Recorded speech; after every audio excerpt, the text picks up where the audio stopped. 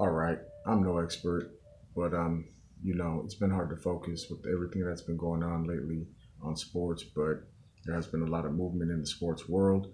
The UFC has a lot going on right now. We just had UFC 250. 250. Think about that. Anyways, UFC 250 this past Saturday. Nunes defended her title against Amanda Nunes defended against Felicia Spencer, and she did so very easily.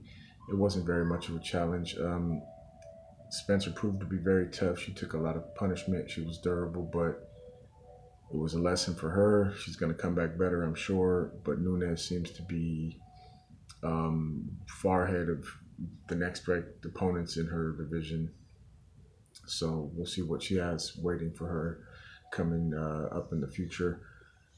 We've got this weekend, we've got a fight night on the 13th. It's headlined. Going to be another women's fight, and then we got another one, a men's heavyweight fight, the following Saturday on the 20th of June. So we've got two UFC fight nights coming up 2 weeks in a row, June 13th and June 20th, which is great. And then early July, you've got the premiere of Fight Island. It's like some Enter the Dragon, Mortal Kombat, Bloodsport type of situation where these guys are going out to the island due to the COVID restrictions. They've got everything they need, all the facilities they need to live in the bubble. That's one of the terms now, living in the bubble. So they're going to be out in this island in Abu Dhabi or something, and they're going to be like living in the bubble for COVID restrictions, and they're going to have everything they need, and they're going to get it on Kumite style. And that's going to be 251. That's going to be Kamaru Usman versus Burns. That's going to be a stacked card. Dana White made the announcements, and that's going to be really exciting. Back to UFC 250, the men's bantamweight division got set up very nicely. Aljamain Sterling looked very good in his win over Sandhagen. It was unexpected. Not that necessarily that he would win, but that he would win that way. Um, you know, he showed versatility, and he's the number 2 guy in the division, and they need to find a champion for that division. And Cody Garbrandt also made a nice, impressive comeback with that knockout, and it looked good. That was a sweet setup and a sweet punch. And we'll see where he's a little bit lower on the rankings, but we'll see what he can do to get back into the title contention picture in the men's bantamweight division. So there's a lot going on in the UFC right now. It's going to be really exciting. They're the one that perpetuated this movement forward as far as no audience sports. They set the standard, they set the pace, and the sports world loves them for that, and the MMA community loves them for that.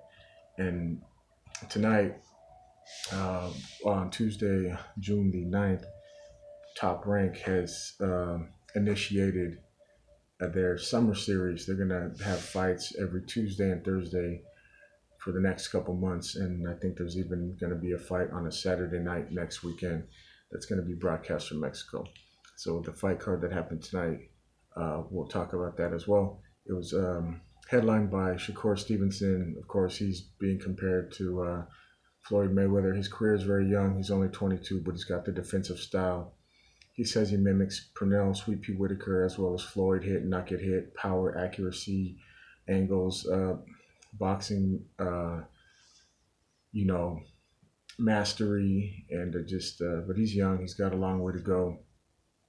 But there was 2 heavyweights on that card, the Top Rank boxing card tonight, and it was Guido Vianello or something like that, heavyweight out of Rome.